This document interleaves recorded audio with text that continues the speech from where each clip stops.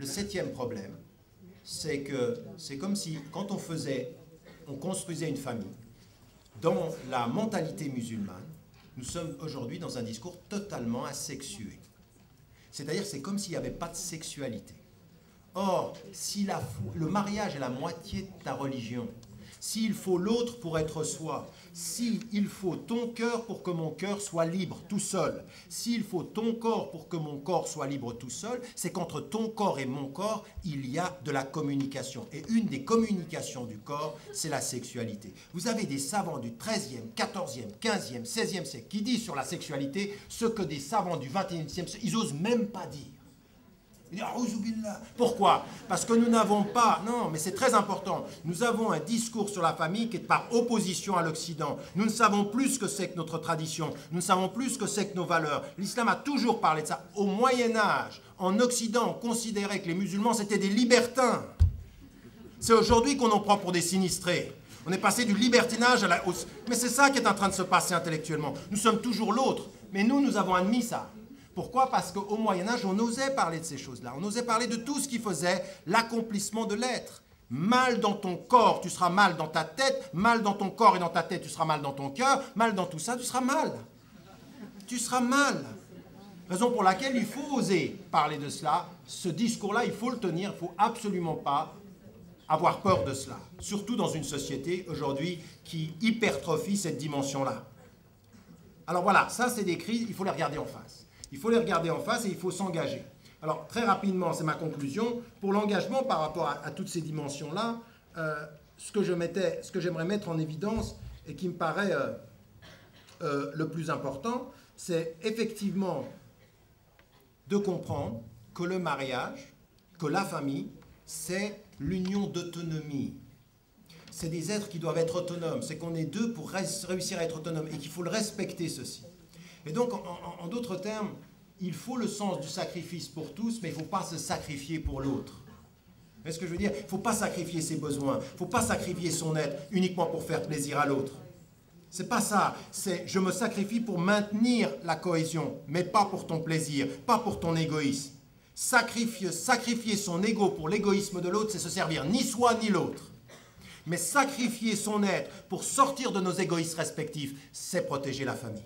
C'est s'aider les uns les autres à ne jamais devenir égoïste. C'est jamais accepter qu'un homme dise, à un moment donné, en période de crise, moi, j'ai les droits. Si ton ego l'emporte sur les droits, tu nous perds tous. Et ça, c'est pour tout le monde une dimension qui doit être un engagement. L'autre élément aussi qui me paraît aussi important dans cet engagement-là, c'est effectivement, dans ce travail d'autonomie, c'est vraiment déterminer le sens de ce pourquoi on est ensemble. C'est-à-dire donner du sens. Vous savez, nous sommes aujourd'hui dans une époque qui voit les éléments et qui oublie les finalités. Pourquoi on est deux? Pourquoi on est une famille? Et de pouvoir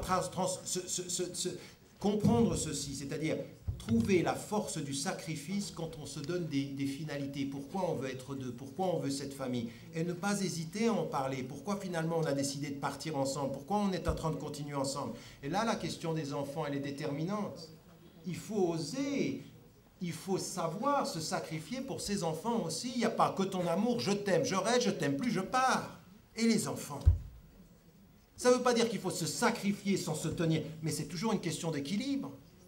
Le divorce est des choses permises, la chose la plus détestée, mais elle est permise. À un moment donné, elle peut être une solution. Mais à un moment donné, pourquoi elle est la plus détestée? C'est parce qu'il faut se battre pour le maintenir. Ne pas oublier les enfants. Avoir la patience, savoir que être là à deux, même si tout n'est pas parfait entre nous deux, ça peut être bien pour eux aussi. C'est-à-dire ce sens du sacrifice, ce sens du djihad de l'amour, du djihad de la famille, du djihad du don de soi. Et ce don de soi, c'est ce qui nous permet de passer au-delà du sacrifice, d'assumer ces sacrifices-là. Et ce que j'aimerais dire par rapport à nous tous, c'est avant le mariage, refuser les idéalisations, travailler à mieux se connaître, se donner du temps, savoir que c'est une institution. Effectivement, en islam, il n'y a pas de sacrement dans le mariage, c'est un contrat. C'est-à-dire qu'on va se mettre d'accord sur... Et là, aucune naïveté. Ne faites pas au nom de l'amour. Et même quand on est marié, il ne faut pas que l'amour ce soit simplement, ou le mariage ce soit simplement on aime et puis on oublie qu'il y a des règles. Comme je vous l'ai dit tout à l'heure, aimer dans le mariage avec ses parents, avec ses enfants, c'est effectivement respecter des règles, respecter les règles aussi vis-à-vis de ses enfants.